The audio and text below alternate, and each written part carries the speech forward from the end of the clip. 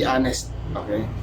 So, yan ang isa sa tip natin na mga kabayan, be honest po tayo sa interviewer.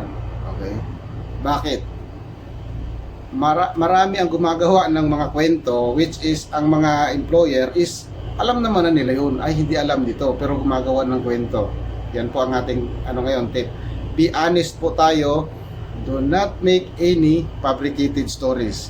Okay? Walang ganon sa safety. Pag alam mo, alam mo. Pag hindi, sabihin mo na kaagad, sir, hindi ko na-encounter sa site ko yan. For that way, alam nung employer na ay honest to kasi hindi niya nga alam. Nasa kanya na yon na hindi niya alam to, which is pinaka-importante pa naman yun doon. So, hindi po tayo mawawalan ng doon ng pag-asa na ay hindi ko nasagot yun. Kasi hindi po hindi po basehan yun, hindi mo alam yun. Kailangan lang confident ka sa mga sagot mo. Isa po yan.